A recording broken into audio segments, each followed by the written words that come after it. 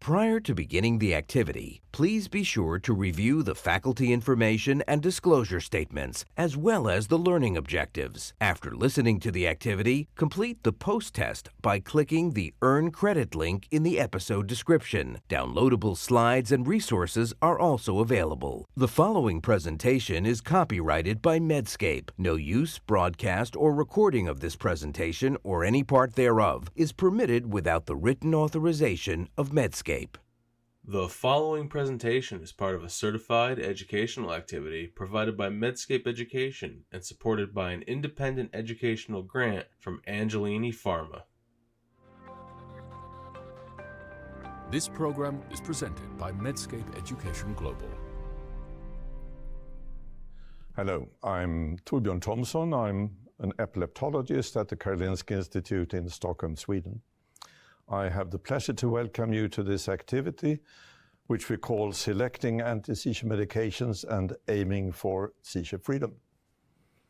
It's also my great pleasure to be joined today by two eminent epileptologists, Simona Latanzi from Ancona, Rhys Thomas from Newcastle.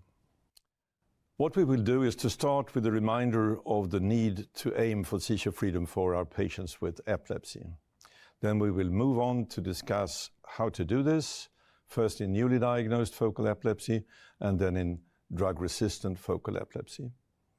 Our focus will be on adult patients and on pharmacological treatment. A reminder of the burden of epilepsy. This is from the Global Burden of Disease, Neurological Disease, in which epilepsy was the fifth largest contributor to disability-adjusted life years, accounting for 5% of the overall burden from neurological disorders. More importantly, however, seizure control is an important contributor to the burden of epilepsy. Patients that continue to have seizures despite treatment have a higher burden expressed as disability weights, and people with severe epilepsy, those that have uncontrolled seizures, were in fact having the fourth highest disability weight out of more than 200 unique health states. And severe epilepsy ranked second among neurological diseases. An important aspect of the burden of epilepsy is stigma, and patients with epilepsy feel stigmatized in many ways. Importantly, again, those with frequent seizures are 3 times more likely to feel highly stigmatized compared to those that were seizure-free in this European study. Those that have seizures have more limitations to usual activities. They are more affected when it comes to employment and education and other aspects. A further and a very important contributor to the burden of epilepsy is excess mortality. And the major cause of that is SUDEP. And without any comparison, uncontrolled tonic-clonic seizures is the main risk factor for SUDEP. Having had one tonic-clonic seizure or more in the last year is associated 20 times higher risk of SUDEP compared to being free from tonic-clonic seizures the last year. So it's very clear that the burden of epilepsy is very significant. It's also clear that uncontrolled seizures have a major impact on the burden, whether we consider DALYs, stigma, or mortality. This all highlights the importance of aiming for seizure control for our patients. So, Rhys, what kind of anti-seizure medications do we have to treat newly diagnosed patients with focal epilepsy, and what are the selection criteria? Yeah, thank you very much indeed for that. So I think what's really influential for me are some of the early SANAD studies took place in the noughties in the UK. And what happened is randomized, pragmatic, controlled study is that you would diagnose somebody with a first seizure, try and make a best guess in terms of whether this is generalized or focal, and then enroll them into a study. And in the focal arm, they could be put on one of 5 or 6 drugs eventually, and they looked to see what happened to them over time.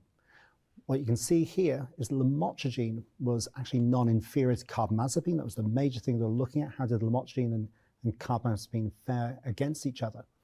And as a result, lamotrigine became perhaps the preferred drug after that first SANAD study. That was rerun. So SANAD 2 reran lamotrigine versus zonisamide versus levetiracetam, 2 drugs that weren't commonly used back in the naughty SANAD study. They needed fewer people. They randomized them 1 to 1 to 1. And one of the most important things is what proportion of people actually became seizure-free after the first year. Not that different depending on which drug you're on. If you're looking at seizure freedom, about 35%. The difference between those 3 drugs happens later on down the track, happens over time. And that's even despite the fact you might think that lamotrigine would take longer to exert its benefit because we initiate it so slowly for fear of giving people a rash with lamotrigine. It's not all about seizure control and seizure freedom, however. Treatment failure could happen for a number of different reasons. Breakthrough seizures because people aren't taking their medicines because of intolerable side effects, or people might just have breakthrough seizures because the drug's not as good as the others. And if you look at which drug did best over time, the real loser here was levetiracetam, surprisingly. In terms of tolerability, lamotrigine came out ahead of all of them. I mean, if you look at the fact lamotrigine is also, in most places, a cheaper medicine, lamotrigine became the real winner out of SANAD 2. And the tolerability issue for levetiracetam was psychiatric. It's the mood disorder with levetiracetam that's in excess of lamotrigine and zonisamide that was such an important finding here. And so you've also got to tailor it to the population at hand. Not all drugs are created equally, not all patients are equal as well. And so if you're looking at somebody who's of childbearing potential and pregnancy is likely, there's a smaller number of medicines you might consider both for the first drug and subsequent medicines. We've got better evidence for the safety of lamotrigine, levetiracetam, and oxcarbazepine than we do for other medicines. If cognition is really important, that might be somebody with dementia, or more importantly, perhaps an intellectual disability. A small dose of a single drug is preferred, and some medicines seem to have better tolerability. Lamotrigine, lacosamide, levetiracetam here. And if you're older, again, we're looking at polypharmacy being a big concern here. And I'm particularly worried about either drugs with a big benzodiazepine role in people becoming sedated or drowsy, or sodium channel blockers where people get ataxic and fall. And I'd be more cautious using higher doses of those medicines in older people. Thank you very much, Riz. Do you have any comments, Simona, on the selection of anti-seizure medications for the newly diagnosed patient with focal epilepsy? But surely the efficacy and the tolerability profile also are of paramount importance, but many other variables need to be considered. For example, the sex and the age, the presence of concomitant diseases and comorbidities as psychiatric comorbidities or vascular comorbidities, as well as the concomitant medication that people with epilepsy are already taking. What about ease of use? Does it influence your decisions? I think it has to. I mean, the data is one thing, but we're pretty irrational animals at another level. And so if some medications can be escalated quickly, have no drug-drug interactions, they tend to be used more. And we're not always the ones initiating medicine. It might be people in the emergency department doing so who are familiar, for example, with levetiracetam as part of the status protocol. And therefore, they might be initiating levetiracetam to patients who've come in with frequent seizures. Any further comments, Simona? No, absolutely agree that it is important to take into account several variables when we select the first treatment for people with focal epilepsy, as the ease of use, as well as the need of reaching the seizure freedom in a very short time. So the titration as well, many other factors are really important, as well as the pharmacological properties of each single drug. So we heard about success and failure rates, and for obvious reasons, it is important to first analyze the reasons for failing treatment. And one of the most important things to do at this stage is to exclude that we're talking about pseudo-resistance. So what do we mean by that? And what could the causes be? It could be, for instance, that in fact the patient doesn't have epilepsy. And we are failing the medication because we are treating something else. Another reason could be that we have selected the wrong drug for the type of epilepsy that the patient has. But I would like to focus a bit on the possibility of non-adherence to the medication that we are prescribing, because it is an issue. It has been estimated that if we define non-adherence as having a medication possession ratio below 80%, about 35% of our patients are non-adherent. And this means a medication possession ratio means that you only have access to the medicines for 80% of the time that you're expected to use the medicines. So that's an important reason for pseudo-resistance. Another possibility is also that we haven't fully explored the optimal dose of the medication that we are prescribing. I'm thinking of the classic Kwon and Brody study also, and reasons for failing the first medication. And almost half of the failures were due to adverse effects rather than lack of efficacy, be they idiosyncratic or be they of other sorts of adverse effects. So to reduce that risk, I mean, the common strategy that we have is to start low and go slow and aim at a low first target dose. Do you think there are situations when it would be more appropriate to aim higher, aim at a higher first target dose? And what could those situations be? So yes, I totally agree. I think that in some situations, a faster titration is better. For example, in patients with a high seizure frequency, depending also on the semiology, of course, of the seizures, so very debilitating seizures or severe seizures able to cause harm. Of course, in this condition, it is better to go faster and reach as early as possible the optimal dosage and the seizure control. I think this is important. I mean, we tend to talk about focal seizures as one thing, but we have a wide range from very subtle seizures to focal to bilateral tonic-clonic seizures, so that needs to be considered. I fully agree. What about you, Reese? Yeah, some people have got markers that would predict drug resistance from the onset. I'm thinking perhaps of people with seizures associated with tumours. And I think I might be therefore looking to escalate quickly, or if I'm starting with lamotrigine, perhaps use that with clobazam to sort of cover the first 6 to 8 weeks. So, Simona, if we conclude that the first anti-seizure medication truly has failed, and it's not about pseudo-resistance, what would be the next strategy? Not the next drug, but next strategy. Should we go for a new monotherapy trial, or should we go for adjunctive treatment? Okay, absolutely. Thank you for your excellent question. So when the first drugs fails, we have substantially 2 different approaches. We can switch to a different anti-seizure medication, or we can add on a second anti-seizure medication. So what do the guidelines say about this point? So if you look at the guidelines published in 2022 by the National Institute for Health and Care Excellence, so they indicate that if a first-line monotherapy is unsuccessful and epilepsy diagnosis remains confirmed, try monotherapy with another anti-seizure medication. And they continue saying that if monotherapy is unsuccessful, so we have to consider trying an add-on treatment. We also have the Scottish guidelines, which have been published in 2010, and they give a recommendation with a great deal level of evidence that combination therapy should be considered when treatment with 2 first-line anti-seizure medication has failed, or when improved control occurs during the process of phase substitution. To tell the truth, so far we have no any robust evidence supporting the superiority of one strategy over the other. So I think that generally speaking, we can say that an alternative monotherapy is preferable in those cases who did not tolerate the first anti-seizure medication, or when the first drug did not have any benefit in the control of seizures. In all the remaining cases, either an alternative monotherapy or a combination approach with another drug given as an add-on treatment may be considered.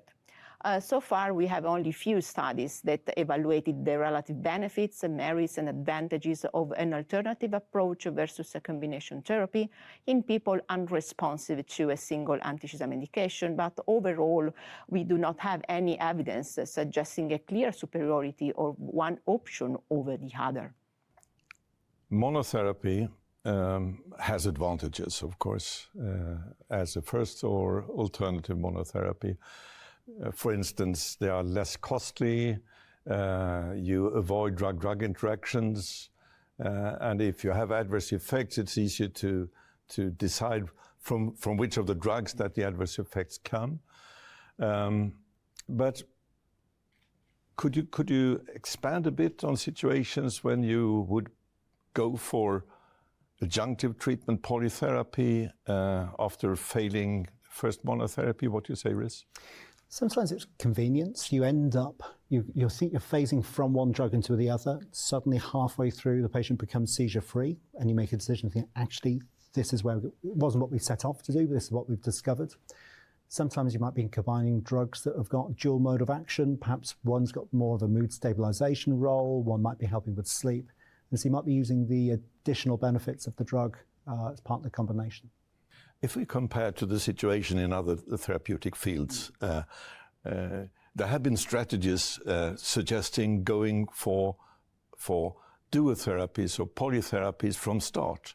Do you think we will run into this in the future with anti-seizure medications? We'd probably need a breakthrough. And I think the reason why monotherapy is still king is that there's an excess of neurotoxic side effects with our medicines. And if we had a new set of really clean medicines that didn't sedate and didn't cause balance issues, I think that would be ideal to have a whole range of many mechanisms all working in concert together. On the other hand, we can say that for many of our anti-seizure medications, they are in one polytherapies because they have multiple modes of action.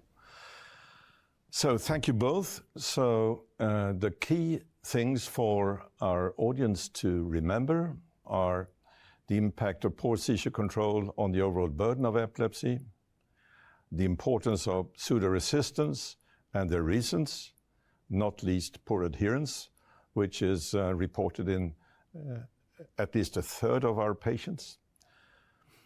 Seizure freedom is the goal for patients with newly diagnosed epilepsy.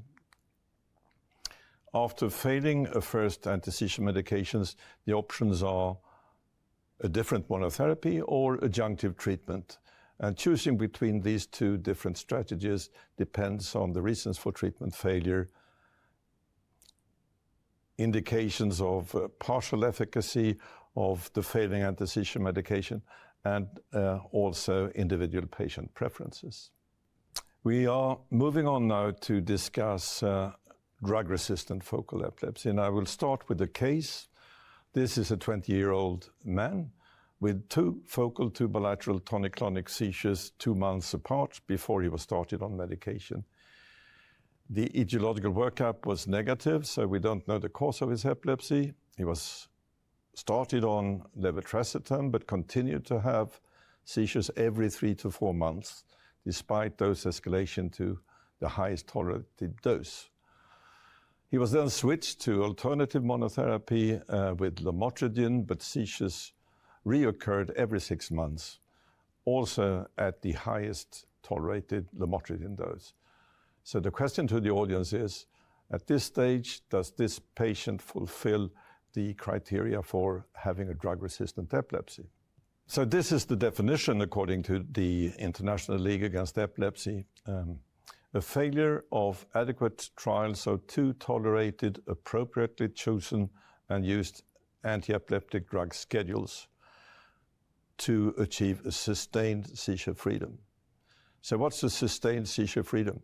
To be 95% certain that a patient's seizure frequency has decreased, a seizure-free duration that is at least 3 times the longest inter-seizure interval prior to starting the new intervention would need to be observed. So this is the rule of 3.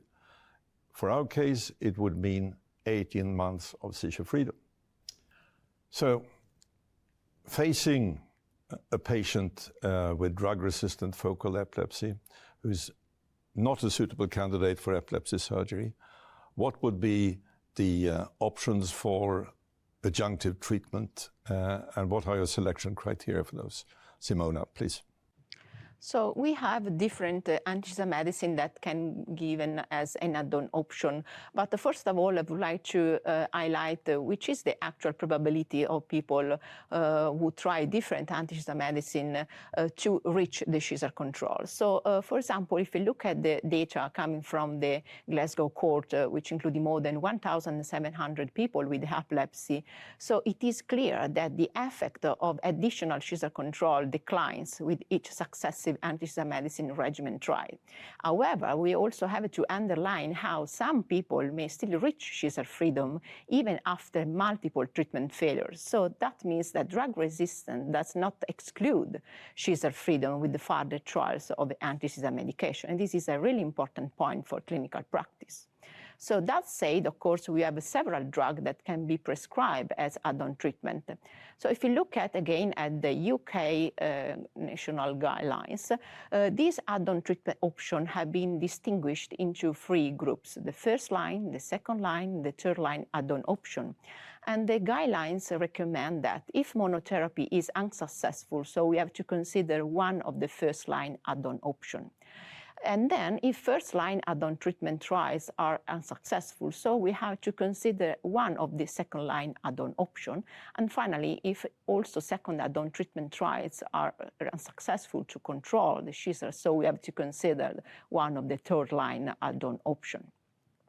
So sure, guidelines are really important. We have to start from the guidelines, but then we have to move toward the person. We have to consider the individual case.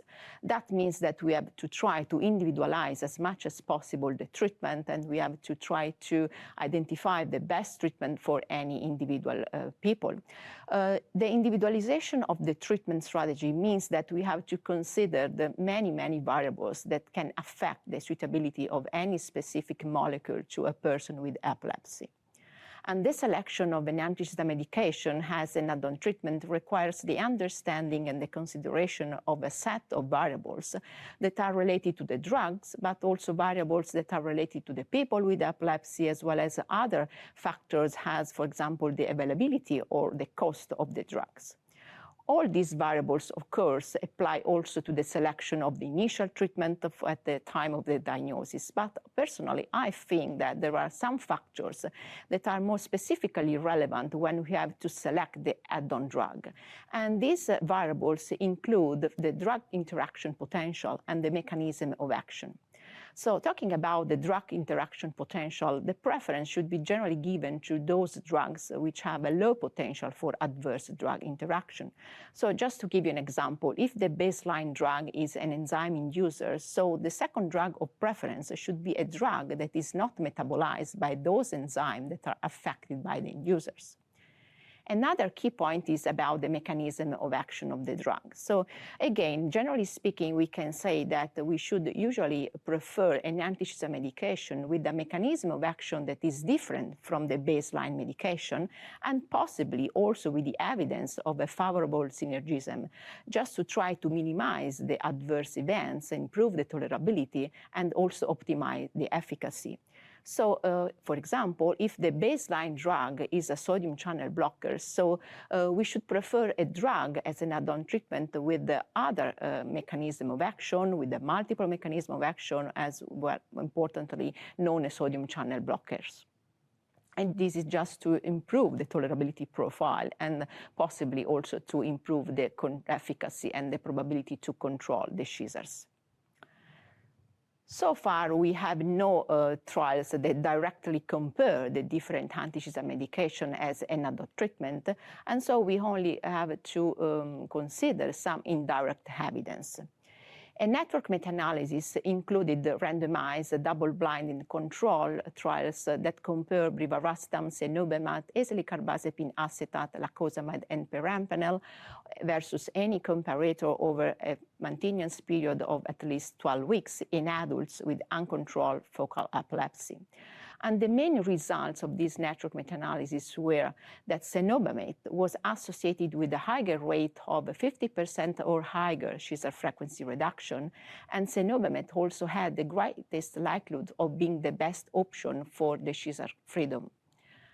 On the side of the tolerability, this network meta-analysis concluded saying that brivaracetam and lacosamide had the highest probability of being the best tolerated treatments among the comparators included in the work. A Bayesian network meta-analysis more recently included randomized controlled trials in which anti-seizure medication were given as adjunctive therapy compared with placebo or other anti-seizure medication. 23 studies were included, and the main results were that cenobamate was associated with a statistically significant higher rates for the 50% or higher seizure frequency reduction, as well as for the seizure freedom outcomes versus all the other anti-seizure medicine. On the side of the tolerability, the odds of experiences at least one treatment-emergent adverse events, as well as treatment-emergent adverse events leading to discontinuation, were generally higher for cenobamate compared with the other anti-seizure medicine analyzed, with the exception of eslicarbazepine acetate, but none of these comparisons reached a statistical significance. When we start an add-on anti-seizure medicine, of course, we have to look at the probability to improve the control of seizures and possibly to reach the seizure freedom. But there are other points that we have to consider, and one of these is the risk of SUDEP. So it is important to underline how an add-on treatment can impact the risk of SUDEP. And so this meta-analysis that included more than 100 double-blind placebo-controlled randomized trials of add-on anti-seizure medicine in adults with uncontrolled focal or primary generalized tonic-clonic seizures tried to explore this point. So more than 20,000 participants were included, and 27 anti-seizure medicine were considered. And so the main result was that the risk of death was different according to the allocated treatment groups. And specifically, the risk of definite or probable SUDEP was significantly lower in those people who were randomized to anti-seizure medicine given at efficacious doses compared to placebo, with an odds ratio of 0.17. And the incidence of death, according to allocated treatment groups, was clearly different across the different groups of patients. And these are really important and interesting results. So overall, this analysis offers the evidence that an intervention can significantly modify the risk of SUDEP. And the treatment with adjunctive anti-seizure medication at efficacious doses may have reduced the incidence of definite or probable SUDEP by more than 7 times compared with placebo in subjects with previously uncontrolled seizures. And overall, this result provides evidence in favor of active treatment revision for people with refractory epilepsy. Thank you very much, Simona. You mentioned the guidelines. And I was wondering how much we need to follow them. Are they very helpful? For instance, the NICE guidelines with first, second, and third line options for adjunctive treatment. Do you have to go through all the first line options before you try a second or a third line option? I totally agree. Guidelines are important. They are the starting point, but then we have to consider many other variables and individualize the treatment. And of course, basically, if pseudo-resistance is excluded and the requirement regulatory are fulfilled, so for each drug, so at the end we can try any anti-seizure medication. So of course we have to consider the overall situation.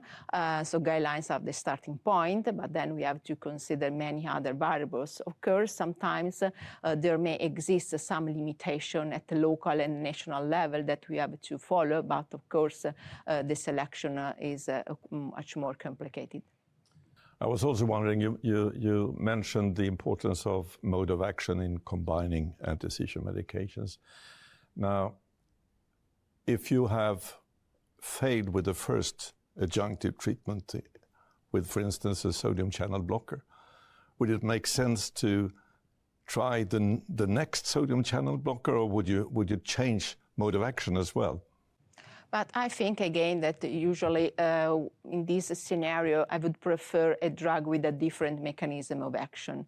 So I think that also the background history is another issue that we have to consider when we select one drug over the others. Do you have any comment on this, Riz? Just to fully agree, these are guidelines, not trend lines. Yeah. And I think you've always got to treat the patients in front of you. And I'd only really move through a class of drugs, levetiracetam to brivaracetam, or carbamazepine, oscarbazepine, ezecarbazepine, for tolerability reasons, but I don't expect better seizure control when I do so. So we have discussed the potential benefits of adjunctive treatment and the importance of aiming for seizure control. But what are the risks of overtreatment, Riz, and how do we handle this? Yes, unfortunately, you can have too much of a good thing, and it is quite possible to overtreat people. Failing to identify pseudoresistance, or whether it was epilepsy at all, is probably the biggest reason for overtreating, or perhaps a patient's fear or a clinician's fear of prolonged seizures. So overtreatment for me is really just the process where the side effects of the medication are perhaps worse than the seizures themselves. And I think that's because all of our medicines are clearly essentially acting. They often end up with an accumulation of either sedating or neurotoxic side effects, making our patients ataxic and having daily problems with fatigue, particularly, as well as balance. There are different ways to consider overtreatment, and perhaps in some ways escalation of the medicine too quickly is a form of overtreatment. Many of these problems are emergent at initiation only, and if you're just a little bit more cautious in the way you prescribe, you can get away with fewer of these emergent side effects. I think you've got to be a little bit more wise to think about where they're more likely to occur. Patients with an intellectual disability, patients with other medical comorbidities, older patients are more likely to get these additional overtreatment problems. And of course, if you've got an intellectual disability, the patient isn't going to come and tell you, I've got headache or I'm drowsy. It's going to appear as challenging behavior. And therefore, you've got an even harder task in your hands, because it may not always be evident that these are anti-seizure medicine side effects. I think it's also important to think that even the emergence of new seizures or a pattern of seizures can be caused by overtreatment, particularly I'm thinking of tonic seizures with Lennox-Gastaut. And if you're uncertain what might be going on, because you could have somebody who's got other good reasons to be oversedated, this is one of the situations where anti-seizure medicine drug levels do help or can help, particularly if you want to try and work out which one of these many drugs you've prescribed is the most egregious contender, which one needs to be taken down first. And if you think about overtreatment across the whole of your clinical population, this is not just side effects, but it's costly and it's unnecessary. It takes up a lot of your time, a lot of the specialist nurses' time. Patients can be phoning, saying, the seizures might be better, but I'm not right in myself. And then if you think about this over a medium to long-term period, people accumulate problems that we just don't test for or don't see.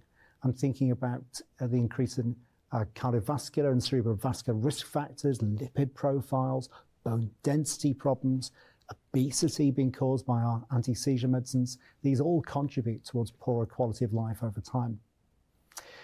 How can we do about it? Well, we've already mentioned that different mechanisms can be paired together, what we call rational polytherapy. We don't need to lay a sodium channel blocker on top of sodium channel blocker. And also being wise to the other medicines that patients might be taking that aren't anti-seizure medicines, but are also centrally acting. And so that's particularly psychiatric medicines, pain medicines, sleeping medicines. So if I'm not sure what to do, I'll stop. I'll listen to the patients. I might bring them in for anti-seizure medicine levels and check that this really is epilepsy, get some home video, retake the history, and remain humble. Just because I thought I was right last time and I was confident last time doesn't mean I need to still continue down that course, and find some joy in de-prescribing as well as prescribing for your patient, finding the lowest dose that works. Thank you. So while we aim for seizure freedom, we should always be conscious about the risks with overtreatment. Would any one of you ever consider to add a third drug to duotherapy if the duotherapy is failing? Yes, adding a third anti-seizure medicine can be an option. So again, we have no clear evidence supporting which is the best approach when the dual therapy has failed. So I think that if the first dual therapy has failed to achieve the complete control of seizure, so we can try to switch with a third drug remaining in the dual therapy. And then if also the second dual therapy has failed, then we can try to add on a third anti-seizure medication in the context of a triple therapy. Do you do that frequently, Riz? Depends on the patient's goal. If seizure freedom is everything, if it's driving or if they've got risks of status epilepticus or if their seizures are particularly dangerous, then I think sometimes a moderate dose of 3 medicines is probably better than a large dose of 2, and I will cautiously add in a third medicine. You mentioned a key word that I really like, and that was if the patient likes. I mean, we always need to listen to the patient, and the patient preferences, full seizure control or avoidance of adverse effects, that is so important. So thank you both. The key things for our audience to remember is about further treatment attempts after failing 2 or even 3 anti-seizure medications are justified and can result in seizure control. Adjunctive treatment has been associated with reduced SUDEP risk. The selection of anti-seizure medications for adjunctive treatment depends on a number of individual factors that we have been discussing. The strive for seizure freedom has to be balanced against the risks associated with overtreatment. And we need to also remember that non-pharmacological treatment options such as epilepsy surgery should always be considered in patients with drug-resistant focal epilepsy. We've come to the end of our discussion, and I wonder if you have any final thoughts, Simona? So I would like to underline how barriers to seizure control include both modifiable and not modifiable risk factors and variables. It is absolutely important to try to tailor the treatment to any individual case, considering a set of variables. And finally, I would like to say that we have do not overtreat, do not undertreat, and we have to try to treat right. That's the Goldilocks principle, isn't it, when it's just right? And I think it can be overwhelming when you look at the number of anti-seizure medicines that are available. But actually, if you just get to know a small number of drugs really well, what's the lowest dose that works, what are the emergent side effects, what's the slowest I can titrate this through, you can do a lot to help patients with epilepsy. With these words of wisdom, I think it's time to conclude. Seizure freedom can reduce the burden of epilepsy for the individual patient as well as for society. Further attempts with adjunctive anti-seizure medication treatment can be successful and also in drug-resistant patients, but not seizure freedom at any cost. Adverse effect in overtreatment should be considered also. And don't forget about the other treatment modalities. Simona and Riz, thank you for this very nice discussion. And thank you for taking part in this activity. Please continue on to answer the questions that follow and complete the evaluation of this event. Thank you very much. This program was presented by Medscape Education Global.